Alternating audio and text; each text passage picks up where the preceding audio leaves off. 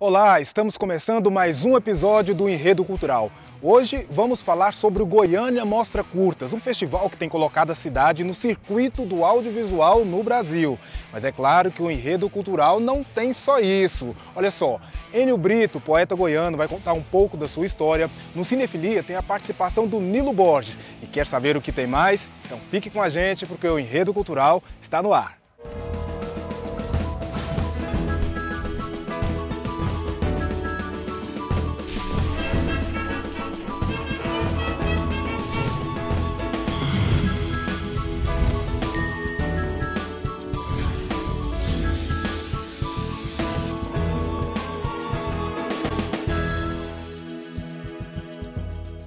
Bom, o Goiânia Mostra Curtas é um festival de audiovisual que acontece aqui em Goiânia há 15 anos. E a Maria Abdala é a pessoa responsável por fazer esse festival acontecer.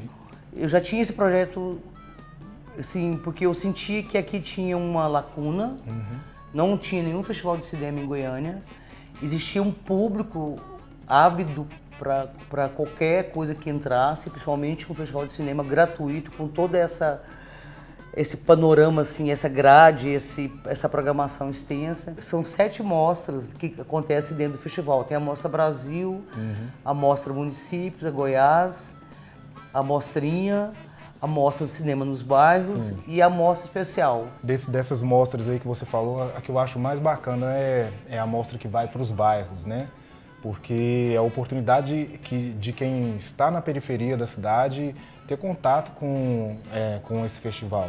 Sim, é super importante, é uma mostra, porque assim, eu falo que um evento ele tem que pensar nesses pilares, né, de formação, qualificação, mas democratizar também. Sim. Democratizar é isso, né, você abrir para o público mesmo, geral, mas você tem também ir para esses lugares mais distantes, né? Dentro do próprio município você vê, tem uma segregação, né? Então fatores também de distância, de custos financeiros para trazer uma família inteira, se deslocar. Então ele existe, a gente escolhe uns bairros bem periféricos, cada ano os bairros são diferentes e a gente pega um pedaço da programação e exibe, a gente faz um trabalho com uma associação de bairros, né? A gente começa a trabalhar com eles para eles, né, levar esse público. Então você assim, criar essa possibilidade da família sair, se reunir fora de casa, interagir com a vizinhança e ver cinema. Então é um ambiente super agradável e você está formando essa plateia também. E a mostrinha também uma mostra dentro do festival que é muito importante, porque a gente está formando essa nova geração. O Goiânia Mostra Curtas ele tem essa intenção de formar plateias, mas também formar profissionais, né? Isso é feito aqui pelo ICUMAN. Isso. Fala um pouco sobre esses projetos de formação. O curso de cinema, ele está na 11ª edição, né? Acabou de ser realizado esse ano a 11ª, que também trabalha especificamente com as funções do audiovisual. E tem 2 anos que a gente está focando mais no núcleo de roteiros. É roteiro para telenovela, para documentário, para ficção e personagens. E tem o ICUMAN Lab, que é laboratório de projetos audiovisuais. É isso aí, beleza, bacana. Muito obrigado por esse bate-papo aqui. Boa sorte na realização de mais essa edição. Eu mexi muito a mão aí, eu deixei você agora aqui. Não, tá tranquilo, acho que tá. Nossa, a minha mão. E é isso aí, valeu, obrigado.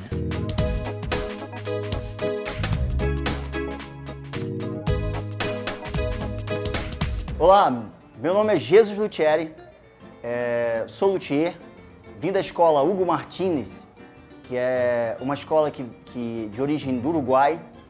O nome luthier vem do francês, que vem de luthieria, fabricantes de alaúde. E hoje vamos mostrar como se monta e fabrica um cavaquinho. O cavaquinho é um instrumento de 4 cordas, ele tem um bojo menor, um timbre bem agudo, bem vibrante e é utilizado muito mais para solos e Hoje, popularmente, foi utilizado para o pagode, para o samba, mas ele era muito utilizado, tanto a sua origem, como é de Portugal, é muito mais de origem a solo, sabe? E em outros países também ele adquiriu essa questão peculiar que é o solo. Mas no Brasil foi muito mais para o chorinho, para o pagode. A montagem do cavaquinho se dá dessa forma. Aqui temos uma forma. Essa forma aqui, com o formato do instrumento na parte interna da forma, ela vai proporcionar a gente a fazer o bojo, que é essas partes que dão a forma do instrumento como a forma de uma mulher. Esses são os travessões, esses são os tacos, que são duas peças. Esse aqui é o taco inferior, esse taco superior. São duas peças que tendem a colocar as faixas na sua devida ordem para não haver ruptura delas. Esses são os travessões que são necessários. São travessões que têm a funcionalidade de colocar as laterais em ordem e, quando colado o tampo, ele vai criar uma estrutura para receber a tensão das cordas. Depois de sair dessa forma aqui, o instrumento ele recebe o tampo, esse tampo que é de um pino europeu, é uma madeira extremamente sensível, e o fundo, e o instrumento é colado, tira rebarbas do instrumento aqui, coloca os adornos laterais e o instrumento fica nesse sentido aqui. E a fabricação do braço, que é feita à escala, depois vem o processo de colagem da escala na questão inferior do braço, que é a parte onde tem a parte anatômica, onde o músico pode fazer seu dedilhado tranquilamente, a anatomia do braço vai estar adequada à sua mão. E, claro, a parte de acabamento, vem a parte de o verniz, vem a parte de polimento e a finalização, que é colocar as cordas e tocar o instrumento.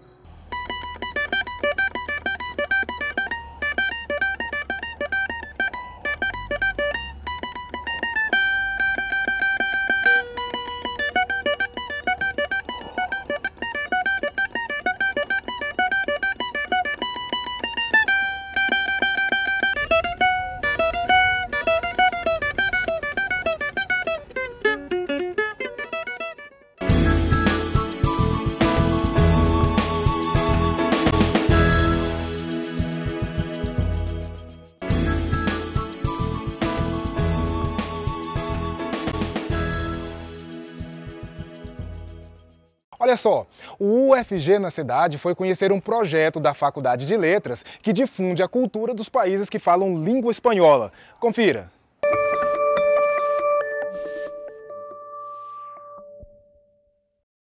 Meu nome é Maria Asunción Pérez Pajares, ou Asun, que como costuma me chamar. Eu sou professora aqui na UFG, sou professora da Espanha que veio aqui através de um programa da Embaixada de Espanha de colaboração internacional. Eu vim aqui sem saber muito bem o que ia fazer, não é? Na verdade, uma das ideias é dar suporte, como eu estava a falar, aos professores da área de espanhol, mas também fazer qualquer tipo de atividade que digamos que faça a diferença, não é, no aprendizado do espanhol como língua estrangeira. Aí, pronto, comecei a pensar em coisas que eu poderia fazer, em qual poderia ser a minha contribuição, também a nível pessoal, não só profissional. E aí vi que tinha vários alunos hispanofalantes que estudavam aqui na UFG, através da CAI ou de outra série de programas, não é? Então aí eu pensei, por que não podemos aproveitar a presença desses hispanofalantes para eles terem mais mostras vivas, não é? De diferentes espanhóis, porque ultimamente também estou a trabalhar muito nas variantes da língua espanhola. E obviamente não só da língua, mas também nos aspectos culturais, que é muito importante. A gente, por exemplo, já está a organizar para os próximos meses uma palestra sobre Salvador, que é um outro país, como falava Honduras, não é? que é muito desconhecido no Centro-América em geral.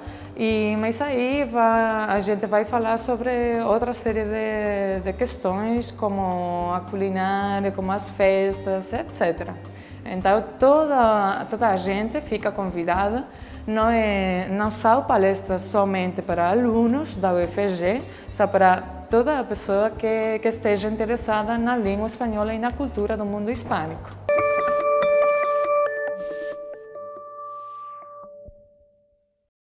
Meu nome é Nilo, eu sou técnico do CineFG e hoje eu vou falar um pouco do diretor Stanley Kubrick.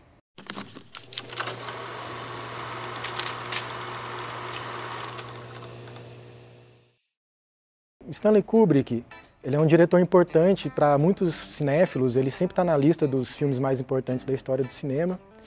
E ele começou muito jovem e já se despontou para a indústria cinematográfica com filmes muito bem elogiados pela crítica e público. A se notar o Glória Feita de Sangue, que foi um sucesso imenso.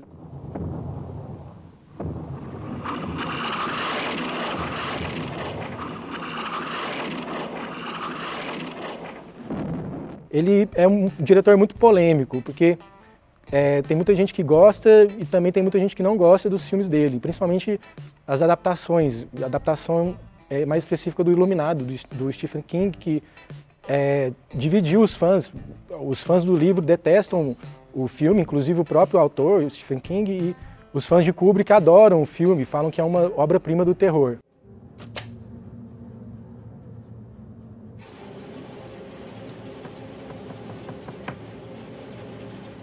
Ele inaugura muitos movimentos assim dentro do cinema. A perceber também o da extrema violência em Laranja Mecânica, que foi um marco também, uma outra adaptação de um livro famoso.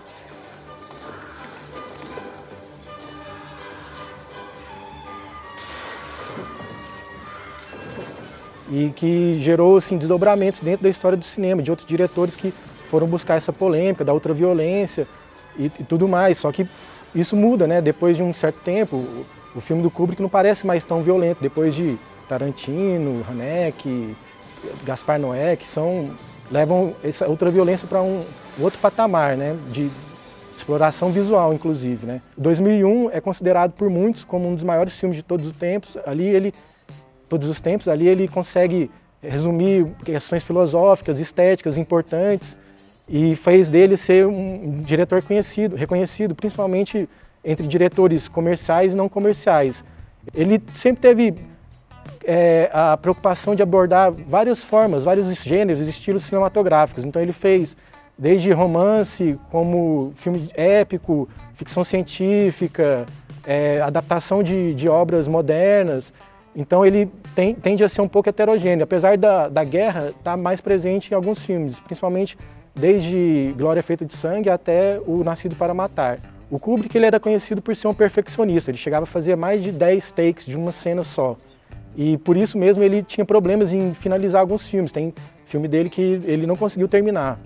Isso deixou com ele uma filmografia um pouco pequena, mas uma filmografia bastante representativa, porque ele soube dar essa qualidade artística em seus filmes. E apesar de ter a sua genialidade, seu estilo próprio, ele se sente bem dentro da indústria, ele gosta do aparato tecnológico para fazer os seus filmes. Eu gosto bastante do Kubrick, ele não é meu cineasta favorito, mas todo filme dele, para mim, é uma aula de cinema, porque ele, como poucos, ele consegue dominar e desenvolver essa técnica cinematográfica de contar uma boa história. Esse foi o quadro Cinefilia, falando um pouquinho mais do Stanley Kubrick, um diretor muito importante para a história do cinema. Não saia daí, porque no próximo bloco a gente continua falando sobre Goiânia Mostra Curtas e ainda tem o quadro Retrato Cultural. A gente volta já.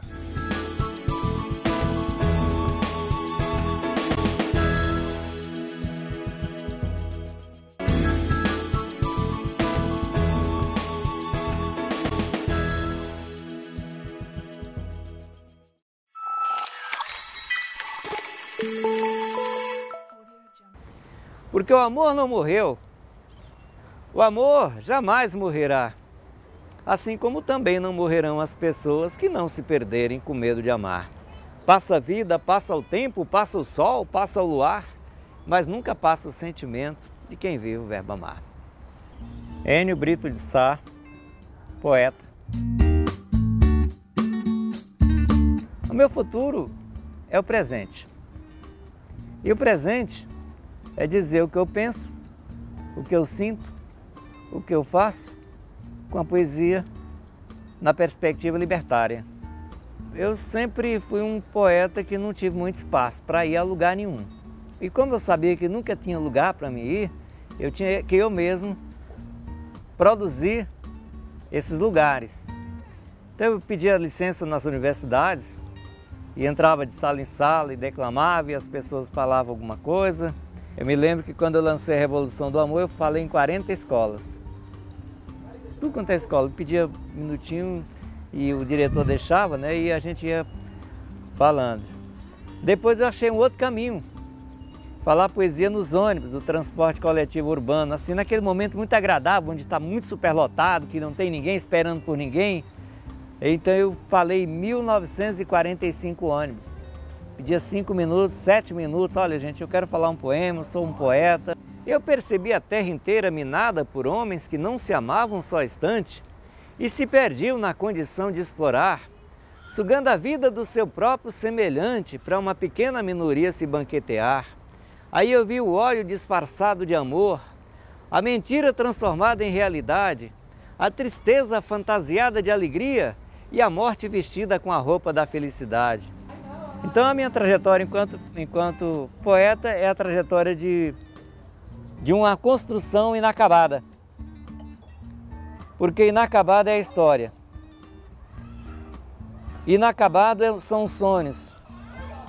Inacabado são os horizontes de quem quer uma vida melhor para todos. Então a minha poesia também é inacabada. Essa casa que você está aqui é uma casa que juntou essas pessoas, né, para resistir e para produzir alguma coisa aqui em Goiás, chama Movimento de Resgate da Identidade Cultural. Nós fizemos 45 manifestos de rua, fizemos 20 congressos de entidades culturais, fizemos gravação de LP, naquela época não tinha CD, era LP, fizemos um livro coletivo, ajudamos na conquista da posse urbana da Vila Cosme aqui embaixo, perto do Bairro Feliz, da Vila Bandeirante, que é essa vila aqui. Só que tudo que você faz é pouco, né? Porque a demanda é grande, as gerações se ampliam, o sistema não muda, as pessoas não entendem isso com muita profundidade, elas só entendem aquela questão muito imediatista, às vezes você não consegue passar toda a sua concepção ideológica para as pessoas como você gostaria, então. Mas a gente faz o que está no alcance. Muito bem, a gente continua aqui o Enredo Cultural, hoje falando sobre o Goiânia Mostra Curtas.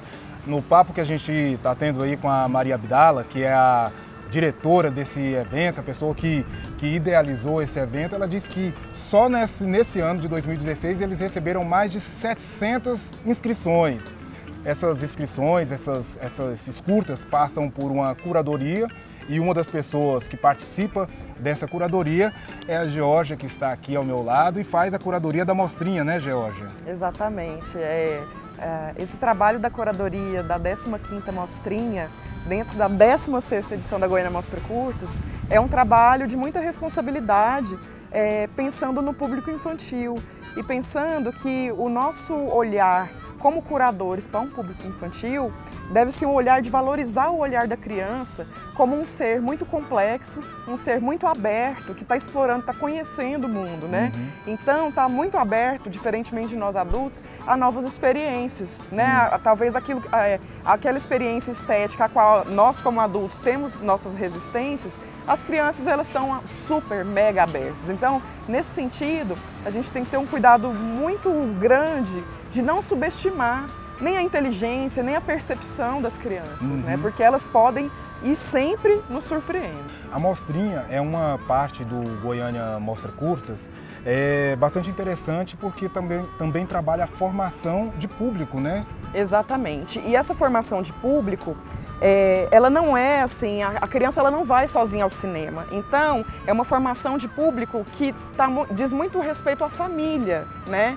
Então, os pais acompanham as crianças, nem sempre os pais vão ao cinema, às vezes os pais estão acostumados a levar o filho no final de semana a um shopping da cidade para assistir um filme, enfim, um filme estrangeiro, né? Um filme hollywoodiano ou norte-americano. Então, assim, são produções nacionais, feitas por todo o Brasil, num formato que não é o formato que passa no shopping, que é o curta-metragem, que é um formato que existe um espaço maior para essa experimentação de linguagens, né? Então é um espaço muito aberto. Traz um conteúdo diferenciado, e que traz né? um conteúdo diferente. Então, assim, dentro dos filmes que eu estou curando, que não posso falar muito sobre eles, mas assim, existe uma vastidão de universos muito diferentes em termos religiosos, políticos, de direitos humanos, né? De tantas temáticas tão atuais e importantes hoje, feitas no Brasil e muitas vezes não está acessível ao grande público. Então, existe esse grande papel, digníssimo papel da Goiânia Mostra Curtas, de aproximar a criança, mas não só a criança, a família, o pai, a mãe, a escola, porque existe também esse grande convite oficializado, formalizado pelo festival, que leva crianças da rede pública de ensino, os professores. Então, a gente está formando o público infantil, mas está formando o público adulto que acompanha e forma esse público infantil. Jorge, muito obrigado pelo bate-papo. bate-papo. Obrigada a você, obrigada Bom TV trabalho. UFG. E convido todos vocês, não só crianças, mas pais, professores, adolescentes de todas as idades. A mostrinha, que vai para a sua 15ª edição, ela tem classificação livre e eu posso garantir a vocês que vocês não só vão se divertir, como vão aprender muito nessa mostra. Bacana. Chegamos ao fim de mais um Enredo Cultural. Se você gostou desse episódio, mande aí um recado pra gente. Se você não gostou, mande sua opinião também, não tem problema, viu? Lembrando sempre que para rever toda a nossa programação é só entrar no site da TV UFG e clicar na aba Vídeo. Eu espero você no nosso próximo episódio, hein? Tchau!